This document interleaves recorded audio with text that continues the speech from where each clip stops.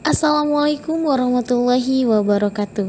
Halo teman-teman semua, perkenalkan kami dari tim produksi keempat Fakultas Ekonomi Program Studi Manajemen Strata 1. Di sini kami akan memaparkan materi kami yang berjudul Sumber Historis, Sosiologis, dan Politis Pancasila dalam mata kuliah Pendidikan Pancasila dengan dosen pengampu Ibu Fahmi Susanti, SKM, MM. Tak kenal maka ta'aruf. Jadi sebelum membahas materi yang akan kami paparkan, saya akan memperkenalkan tim produksi keempat ini yang kece abis. Yang pertama ada Ari Handoko. Selanjutnya Intan Juliani Hidayat. Ada Muhammad Fadli. Revi Sriwinanda. Dan yang terakhir ada Siva Dwi Oktiana. Pembahasan yang akan dibahas pada video ini mengenai sumber historis Pancasila, sosiologis Pancasila, dan politis Pancasila. Pembahasan yang akan dibahas pada video ini mengenai yang pertama, sumber historis Pancasila.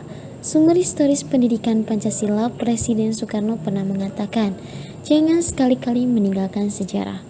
Pernyataan tersebut dapat dimaknai bahwa sejarah mempunyai fungsi penting dalam membangun kehidupan bangsa dengan lebih bijaksana di masa depan. Hal tersebut sejalan dengan ungkapan seorang filsuf Yunani yang bernama Cicero 106-43 sebelum Masehi yang mengungkapkan Histori Vitae Magistra yang bermakna sejarah memberikan kearifan. Pengertian lain dari istilah tersebut yang sudah menjadi pendapat umum adalah sejarah merupakan guru kehidupan. Pancasila sebagai ideologi negara dalam masa pemerintahan Presiden Soekarno. Pada masa pemerintahan Presiden Soekarno, Pancasila ditegaskan sebagai pemersatu bangsa. Penegasan ini dikumandangkan oleh Soekarno dalam berbagai pidato politiknya dalam kurun waktu 1945 sampai 1960. Namun seiring dengan perjalanannya waktu, pada kurun waktu 1960 sampai 1965, Soekarno lebih mementingkan konsep nasakom, nasionalisme, agama, dan komunisme sebagai landasan politik bagi bangsa Indonesia. Pemerintahan Presiden Soeharto. Pada masa pemerintahan Presiden Soeharto, Pancasila dijadikan sebagai asas tunggal bagi organisasi politik dan organisasi kemasyarakatan. Periode ini diawali dengan keluarnya TAP MPR nomor Romawi 2/1978 tentang pemasyarakatan nilai-nilai Pancasila. TAP MPR ini menjadi landasan bagi dilaksanakannya penataran P4 bagi semua lapisan masyarakat. Masa pemerintahan Presiden Habibie. Presiden Habibie menggantikan Presiden Soeharto yang mundur pada 21 Mei 1998. Atas desakan berbagai pihak, Habibie menghapus penataran P4. Pada masa sekarang ini, resonansi Pancasila kurang bergema karena pemerintahan Habibie lebih disibukkan masalah politis, baik dalam negeri maupun luar negeri. Di samping itu, lembaga yang bertanggung jawab terhadap sosialisasi nilai-nilai Pancasila dibubarkan berdasarkan keputusan Presiden nomor 27 tahun 1999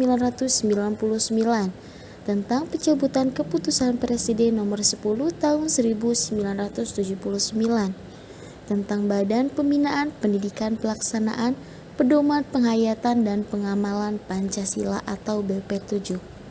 Sebenarnya, dalam keputusan Presiden tersebut dinyatakan akan dibentuk lembaga serupa, tapi lembaga khusus yang mengkaji, mengembangkan, dan mengawal Pancasila hingga saat ini belum ada.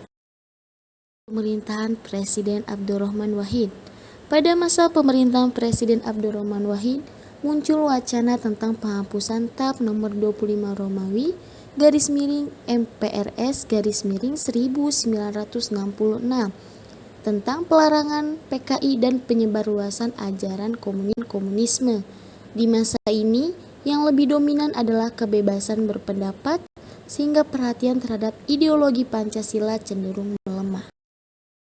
Masa pemerintahan Presiden Megawati. Pada masa ini, Pancasila sebagai ideologi semakin kehilangan formalitasnya dengan disahkannya Undang-Undang Sisdiknas Nomor 20 Tahun 2003 yang tidak mencantumkan pendidikan Pancasila sebagai mata pelajaran wajib dari tingkat sekolah dasar sampai perguruan tinggi. Masa pemerintahan Presiden Susilo Bambang Yudhoyono atau SBY. Pemerintahan SBY yang berlangsung dalam 2 periode dapat dikatakan juga tidak terlalu memperhatikan pentingnya Pancasila sebagai ideologi negara. Hal ini dapat dilihat dari belum adanya upaya untuk membentuk suatu lembaga yang berwenang untuk menjaga dan mengawal Pancasila sebagai dasar negara dan ideologi negara, sebagaimana diamanatkan oleh Keputusan Presiden Nomor 27 Tahun 1999. Suasana politik lebih banyak ditandai dengan pertarungan politik untuk memperebutkan kekuasaan atau meraih suara sebanyak-banyaknya dalam pemilu.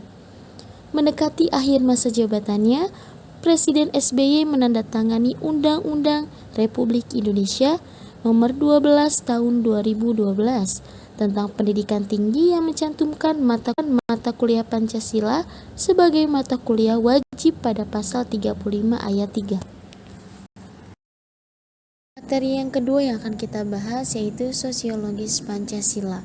Sosiologis adalah ilmu yang mempelajari tentang perilaku sosial antara individu dengan individu, individu dengan kelompok, dan kelompok dengan kelompok. Manusia sebagai makhluk sosial tidak pernah jauh dengan yang namanya hubungan sosial. Karena bagaimanapun, hubungan tersebut memengaruhi perilaku orang-orang. Sebagai bidang studi, cakupan sosiologi sangatlah luas. Sosiologis juga melihat bagaimana orang mempengaruhi kita, bagaimana institusi sosial utama seperti pemerintah, agama, dan ekonomi memengaruhi kita, serta bagaimana kita sendiri memengaruhi orang lain, kelompok, bahkan organisasi. Menurut pendapat ahli Mayor Polak, sosiologis adalah ilmu pengetahuan yang mempelajari masyarakat secara keseluruhan, yaitu hubungan antara manusia satu dengan manusia lain, manusia dengan kelompok, kelompok dengan kelompok, baik kelompok formal maupun kelompok informal, atau baik kelompok statis maupun kelompok dinamis. Unsur-unsur sosiologis yang membentuk Pancasila sebagai ideologi negara meliputi hal-hal sebagai berikut. Sila ketuhanan yang Maha Esa dapat ditemukan dalam kehidupan beragama masyarakat Indonesia dalam berbentuk kepercayaan dan keyakinan terhadap adanya kekuatan gaib. Sila kemanusiaan yang adil dan beradab dapat ditemukan dalam hal saling menghargai dan menghormati hak-hak orang lain, tidak bersikap sewenang-wenang. Sila persatuan Indonesia dapat ditemukan dalam bentuk solidaritas, rasa setia kawan, rasa cinta tanah air yang berwujud pada mencintai produk dalam negeri. Sila kerakyatan yang dipimpin oleh hikmat kebijaksanaan dalam pemusyawaratan perwakilan dapat ditemukan dalam bentuk menghargai pendapat orang lain, semangat musyawarah dalam mengambil keputusan. Sila keadilan sosial bagi seluruh rakyat Indonesia tercermin dalam sikap suka menolong, menjalankan gaya hidup sederhana, tidak menyolok atau berlebihan. Materi yang ketiga, politis Pancasila. Politik dari bahasa Yunani politikos yang berarti dari, untuk, atau yang berkaitan dengan warga negara. Adalah proses pembentukan dan pembagian kekuasaan dalam masyarakat yang antara lain berwujud proses pembuatan keputusan khususnya dalam negara. Pengertian ini merupakan upaya penggabungan antara berbagai definisi yang berbagai mengenai hakikat politik yang dikenal dalam ilmu politik. Politik adalah suatu sistem pemerintahan yang mengatur segala struktural di dalamnya. Dalam membuat kebijakan, politik harus ada aturan yang mengatur hal tersebut supaya selalu dalam jalur yang telah ditentukan. Politik adalah seni dan ilmu untuk meraih kekuasaan secara konstitusional maupun non-konstitusional. Dalam konteks memahami politik perlu dipahami beberapa kunci, antara lain kekuasaan politik, legitimasi, sistem politik, perilaku politik, partisipasi politik, proses politik, dan juga tidak kalah pentingnya untuk mengetahui seluk-beluk tentang partai politik. Sumber politis Pancasila sebagai ideologi negara. Unsur-unsur politis yang membentuk Pancasila sebagai ideologi negara meliputi hal-hal sebagai berikut. Sila ketuhanan yang Maha Esa diwujudkan dalam bentuk semangat toleransi antar umat beragama. Sila kemanusiaan yang adil dan beradab. Diwujudkan penghargaan terhadap pelaksanaan hak asasi manusia atau HAM di Indonesia. Sila persatuan Indonesia diwujudkan dalam mendahulukan kepentingan bangsa dan negara daripada kepentingan kelompok atau golongan termasuk partai. Sila kerakyatan yang dipimpin oleh hikmat kebijaksanaan dalam pemusyawaratan perwakilan diwujudkan dalam mendahulukan pengambilan keputusan berdasarkan musyawarah daripada voting.